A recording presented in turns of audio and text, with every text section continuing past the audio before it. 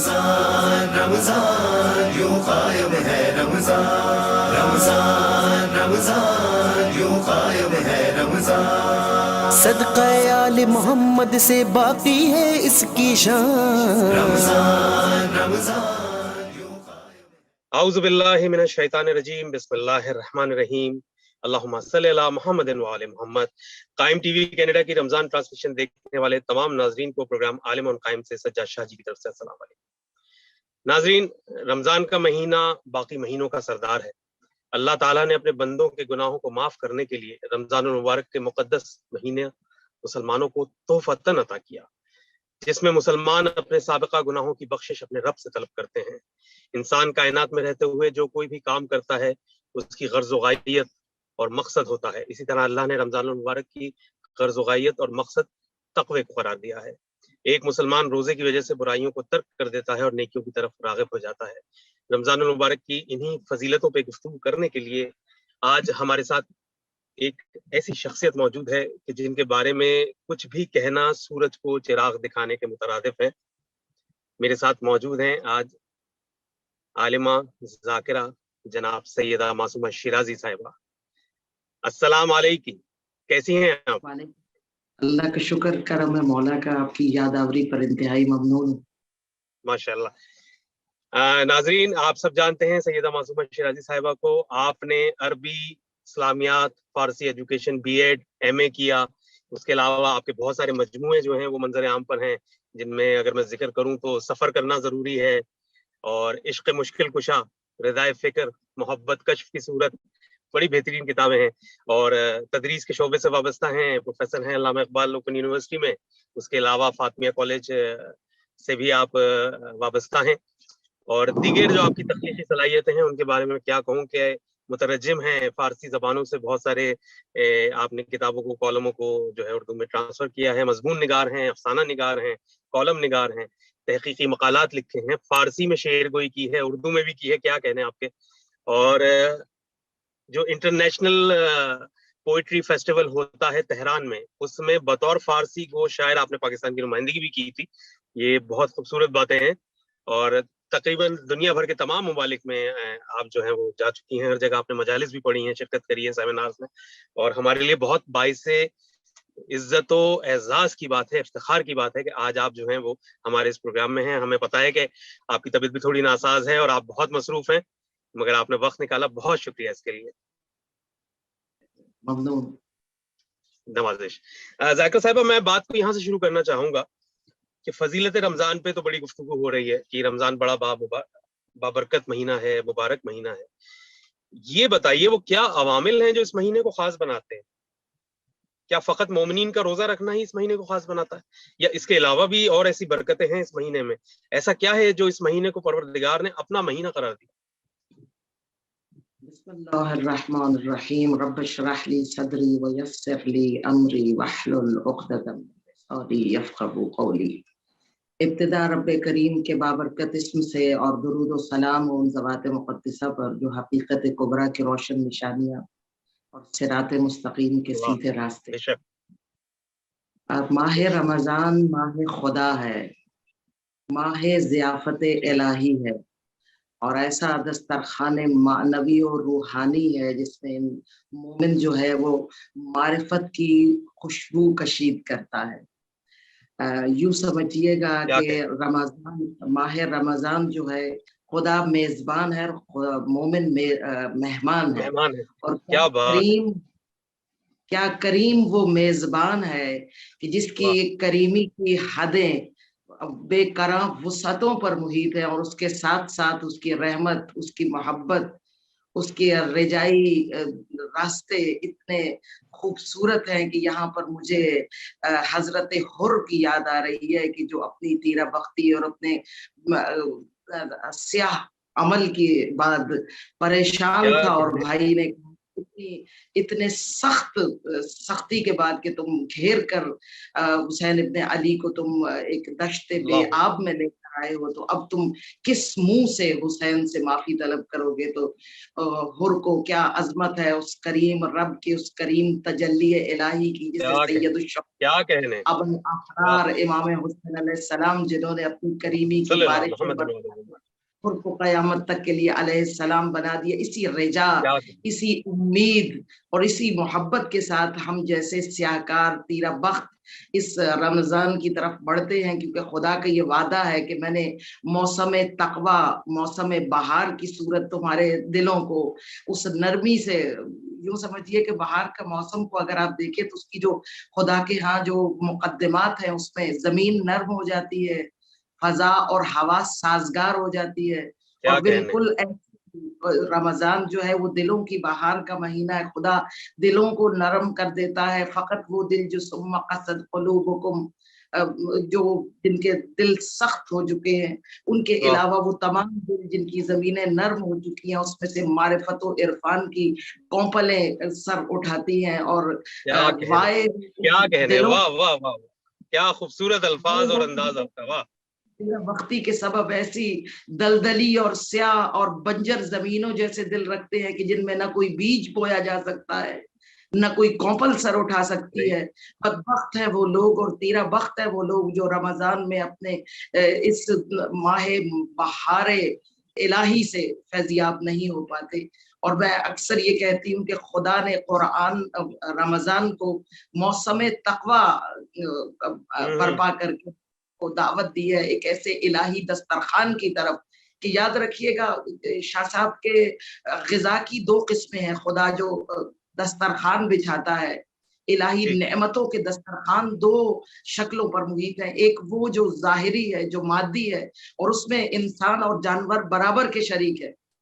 اگر انسان گندم کھاتا ہے تو بھوسا جانور کے حصے میں آتا ہے، اگر انسان کھاتا ہے تو پتے جانور کے حصے میں آتے ہیں، یعنی مادی رزق تقسیم ہو جاتا ہے حیوان اور حیوان ناطق میں۔ مگر ایک اور منزل جب قدم بڑھا کر مشیت الہی کے راستوں پر رضائے الہی کی طرف، لقائے ربی کی طرف اڑانے بھرتا ہوا مومن جب ایک اور منزل کی طرف پرواز دراز کرتا ہے، تو پھر خدا اس کے لیے ایک ایسے دسترخوان، ایک ایسے رزق کا اہتمام کرتا ہے جسے معنوی رزق کہتے ہیں، جو روحوں کا رزق ہے، جو روحوں کی خوراک ہے۔ اور رمضان جو ہے وہ روحانی دسترخوان ہے، یعنی یہاں پر کھانا نہیں، ہم نے تو اسے ماہ سیام اور ماہ الہی کو ماہ طعام بنا دیا ہے، وگرنہ خدا یہاں پر آپ کی جسم سے دور آپ کی روحانی درود کے نورانی نوالے کھلاتا ہے، دعاؤں کے عرفانی مائے پر آب عطا فرماتا ہے، اور قرآن کے ذریعے آپ کے دلوں کی زمین کو اتنے روشن کر دیتا ہے کہ وہاں سے ایسے بیل بوٹے، ایسی کونپلیں سر اٹھاتی ہیں کہ قرآن جو ہے وہ یہ بھی ناظرین کو بتاتی چلو۔ قرآن میں خدا ارشاد فرماتا ہے یا ایھا الذین آمنوا کتب علیکم الصیام کما کتب علی الذین من قبلکم لعلکم تتقون، کہ خدا یہ چاہتا ہے کہ تمہیں اہل تقوی میں شمار کرے۔ اور یہ دسترخوان الہی جو ہے، نعمات الہیہ جو روحانی دسترخوان بچھایا ہے خدا نے، اس میں خدا تمہیں تقوی کا رزق دینا چاہتا ہے۔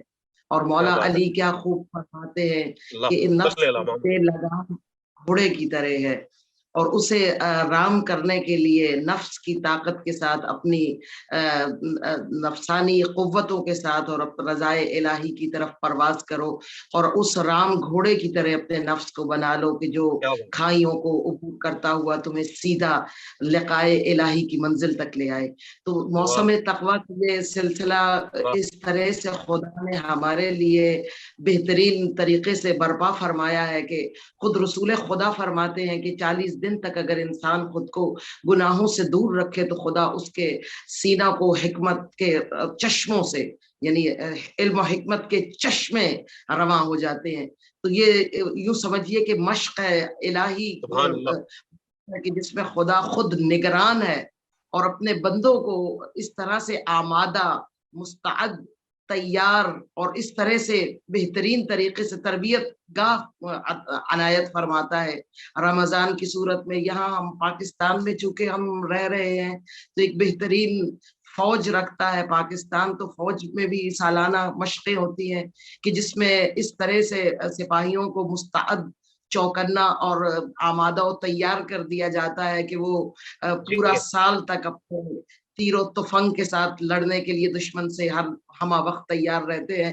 تو یہی مشق ہے. یہاں پر کوئی جرنیل نہیں بلکہ خدا ہمارا نگران ہے، اور اپنی نگرانی میں اس طرح کے موسم تقویٰ میں ہماری ایسی مشق کروا رہا ہے کہ جس کے بعد انسان آمادہ و تیار ہو کر دنیا کے اس میدان میں تقویٰ کے ہتھیار کے ساتھ اس طرح سے آتا ہے. کہ رمضان کے حوالے سے تو جناب بڑی خوبصورت بات ہے کہ ایک ایرانی کہاوت ہے کہ تم جس دسترخوان پر بھی بیٹھے، جس کے ہاں بھی گئے، رزق ہمیشہ خدا کا کھاؤ گے.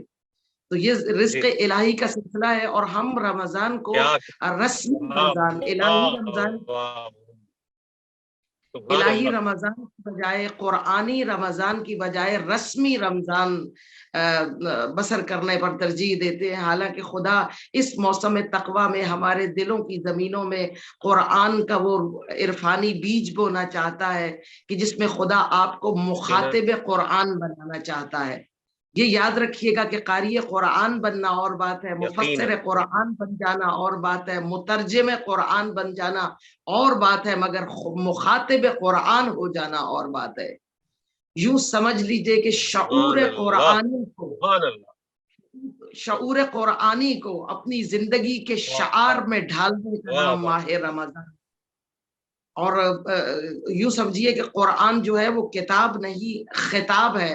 اور اس ماہ مبارک رمضان میں اپنے شعور کی نرم زمین میں عرفان کی کونپلیں اگاتا ہوا مومن جب قرآن کے روحانی دسترخوان پر خدا کے قول کے مطابق کہ القرآن مادبۃ اللہ، قرآن اللہ کا دسترخوان ہے، اس دسترخوان پر ایسی روحانی غذائیں کھاتا ہے.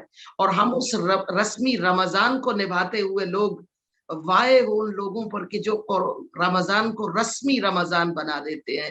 ہمارے ہاں رمضان کا سب سے بڑا جو تعارف ہے وہ افطاری اور سحری ہے. ہماری ساری سوچیں، ہمارے سارے معاملات، ہمارے سارے اہتمام افطاری اور سحری تک محدود ہے. حالانکہ نہ روزے میں سحری شامل ہے نہ افطاری شمار ہوتی ہے روزے میں.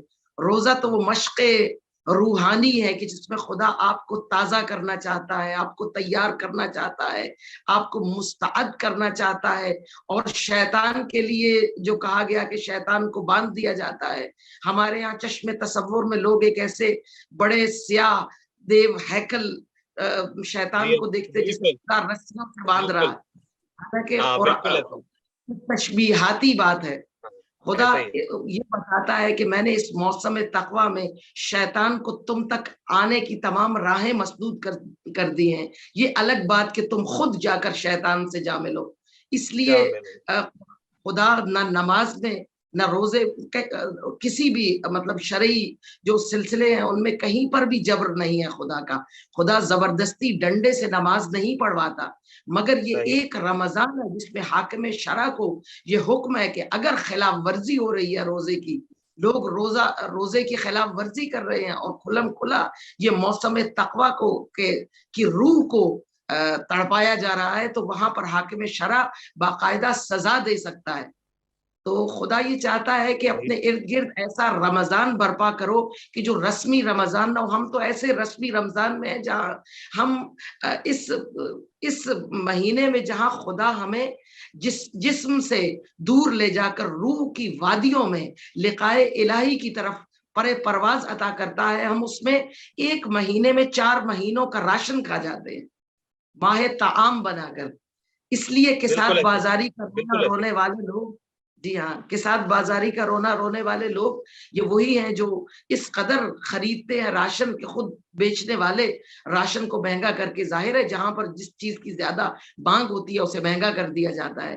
تو ہم بجائے اس کے کہ ہم الہی رمضان منائیں، میں حاضرین سے بھی مخاطب ہوں کہ رمضان کو رسمی رمضان نہ بنائیں کہ جس میں سوائے رسموں کے ہم عید بھی رسمی مناتے ہیں، ہم عید بھی سوئیوں والی عید مناتے ہیں، عید فطر نہیں مناتے. جس میں خدا پہلے تو صبر کے ساتھ انسان کو بھوکا رکھ کے اس کے بعد ان لوگوں کا احساس ہمارے دلوں میں جگاتا ہے کہ جو بھوکے ہیں، اور اس کے بعد فطرے کی صورت میں عید الفطر پر انسان ایک ایسی عید سے ہمکنار ہوتا ہے کہ جس میں وہ پہلا عشرہ برکتوں میں گزار کے آیا ہے، اللہ کی برکتوں کے خانے نعمت اتر رہے ہیں، نعمات الہیہ درود کی صورت، دعاؤں کی صورت، قرآن کی صورت دلوں پر اس طرح سے ابر معرفت برسا رہے ہیں، انسان اپنی اڑانوں میں اڑ رہا ہے، اور اس کے بعد انسان ان برکتوں سے جب فیضیاب ہو جاتا ہے، اس دسترخوان الہی کا مہمان بن کر ان نعمتوں سے فیضیاب ہوتا ہے، تو اس کے بعد خدا اسے برکتوں سے پھر رحمتوں کی طرف لے جاتا ہے کہ اے بہترین مہمان، تو نے جس خوبصورت انداز میں اس دسترخوان کا حق ادا کیا، اب آ میں تجھے اپنی رحمتوں کے حصار میں لے لوں۔ اور امام زین العابدین کا کیا خوب جملہ ہے، کیا خوب جملہ ہے میرے مولا کا، میرے مولا فرماتے ہیں اے خدا میری گناہوں سے تیری رحمت بڑی ہے۔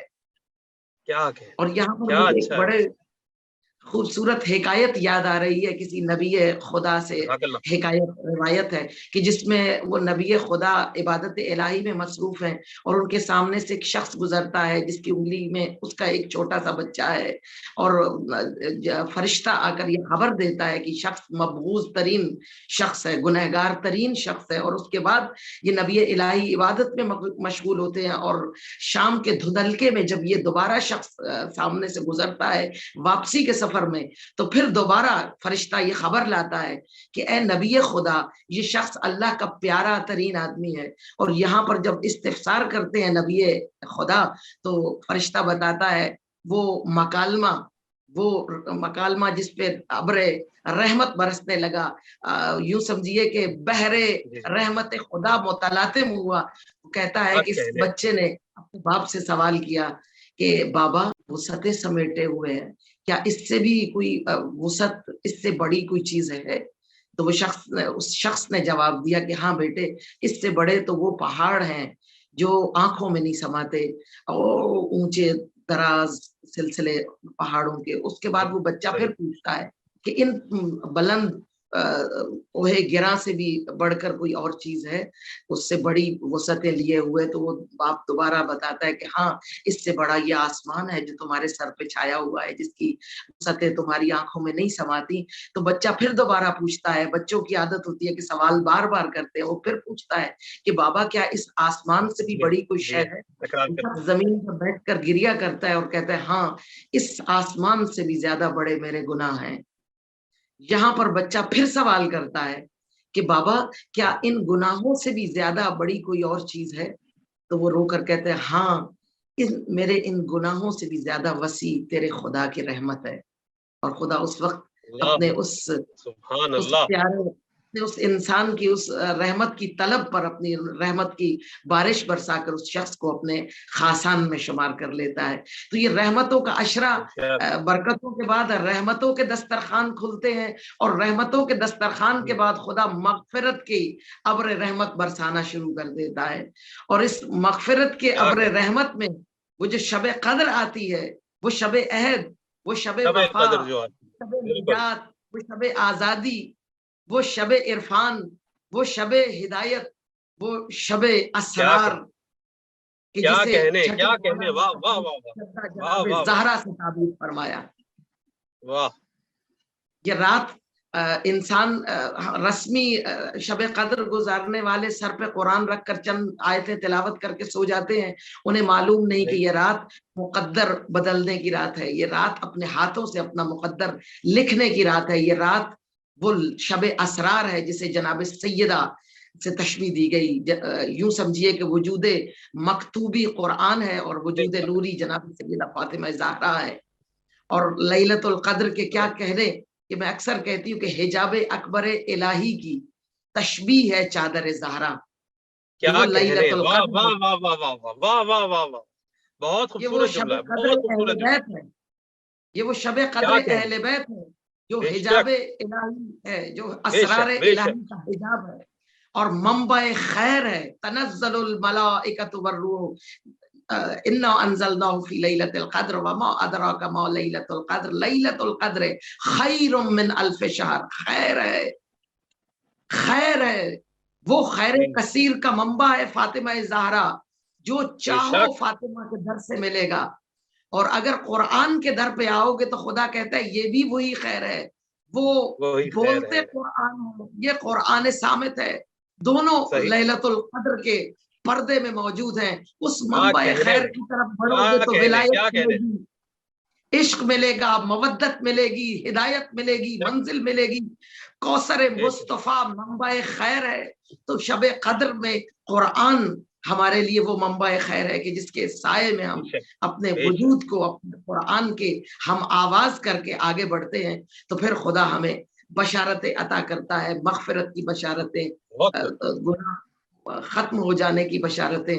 خدا ہم سب کو لیلۃ القدر کی وہ سارے اسرار، وہ خیر کے وہ سارے سرچشمے عطا فرمائے کہ جس سے ہم ایسے فیضیاب ہوں اس الہی رمضان میں، آمین، الہی آمین۔ دل کی زمین کو اتنا نرم کر لے کہ قرآن جو کلام جناب سیدہ کے جملے ہیں، فرماتی ہے کلام اللہ ناطق، بولتا ہوا خدا کا کلام، یعنی انسان رمضان میں قرآن پڑھ کر مقام کلیم اللہ پر فائز ہو جاتا ہے۔ کیا عظمت صحیح، حضرت موسیٰ بالکل کے کلام ہے، بالکل۔ کلیم اللہ کہلائے۔ اور مومن قرآن کی صورت میں علی واہ، فرماتے ہیں کہ جب میں چاہتا ہوں کہ میں خدا سے باتیں کروں تو میں نماز پڑھتا ہوں، اور جب میں چاہوں کہ اللہ مجھ سے بات کرے، اللہ مجھ سے بات کرے، تو میں قرآن پڑھتا ہوں۔ تو گویا پھر کیا خدا ہم سے مخاطب ہوتا ہے، ہم مخاطب قرآن ہو کر مخاطب خدا ہو جاتے ہیں۔ کیا کہنے، سبحان اللہ، سبحان اللہ، واہ واہ۔ اور پھر یہ کہ سورہ قدر کس قدر سب سے بڑی دلیل ہے وجود امام زمانہ کے اوپر، کیا کہنے بالکل کہ جو بالکل، سارے امر آ رہے ہیں۔ الملائکۃ والروح فیہا واہ واہ واہ، بإذن ربہم، زمین پہ بِإِذْنِ ربِّهِمْ۔ اترتے ہیں، وَلِكُلِّ قَوْمٍ بالکل ہاد، بالکل، ہر قوم کے لیے ایک ہادی خدا نے موجود رکھا ہے، اور اس وقت کا ہادی بے شک اعظم، بے شک۔ منصور اعظم، یوسف زہرا، حجت آخر، دیان واہ واہ دین واہ اللہ، واہ، خلیفۃ اللہ و ناصر حق، بقیت اللہ فی کیا ارضہ، ہمارے مقدر کہنے، لکھتے کیا ہیں، اور لکھوانے والا کیا کہنے۔ مومن ہے، لکھنے والا مولا ہے۔ یہ مومن اور مولا کا اللہم معاملہ صلی ہے علی شب محمد۔ قدر۔ کیا بات ہے، کیا بات ہے، بہت خوب بہت خوب، جزاک اللہ جزاک اللہ، بہت خوبصورت، روح پرور، ایمان افروز گفتگو، ماشاءاللہ۔ مولا آپ کو سلامت رکھے، تادیر ہمارا آپ کا سایہ مومنین کے سروں پہ رہے، آپ اسی طریقے سے ہماری علمی رہنمائی فرماتے رہے کہ ہر زمانے کا انتصاب حسین، بولتا سرخ انقلاب حسین، جس کا صدیوں نے انتظار کیا، اس رسالت کی آب و تاب حسین، حرف تسنیم کے مسلح پر سجدہ عشق کا شباب حسین، اپنے اسبات کے دلائل میں رب کا بے مثل انتخاب حسین، ہر زمانے کے رحل پر رکھی فکر کی عالمی کتاب حسین، میری ہر شام آ گئی زینب، میری ہر شام آ گئی زینب، میری صبحوں کا اضطراب حسین، لکھ دیا سرخ روشنائی سے آزمائش کا ہر نصاب حسین، بندگی کے سوال تھے کتنے، بندگی کے سوال تھے کتنے، رب پکارا میرا جواب حسین۔ کیا کہنے، جزاک اللہ، میں بہت شکریہ ادا کرتا ہوں آپ کا، شکر گزار۔ پروردگار آپ کو سلامت رکھے، بہت شکریہ۔ ناظرین، اس کے ساتھ ہی قائم ٹی وی کینیڈا کی رمضان ٹرانسمیشن سے پروگرام عالم قائم سے سجاد شاہ جی کو اجازت دیجیے۔ اپنا اور گرد و نواز سب کا خیال رکھیے گا، اور دیکھتے رہیے قائم ٹی وی، کیونکہ قائم سے ہے زندگی۔ خدا حافظ۔ رمضان یوں قائم ہے، رمضان رمضان رمضان یوں قائم ہے، رمضان صدقہ آل محمد سے باقی ہے اس کی شان، رمضان رمضان یوں قائم ہے، رمضان رمضان رمضان یوں قائم ہے، رمضان اس کے توسل سے ہر گھر میں خوب سمایا ہے، سحری ہو یا افطاری میں دسترخوان سجا ہے، ہوتی ہے رونق گھر میں جب آتے ہیں مہمان۔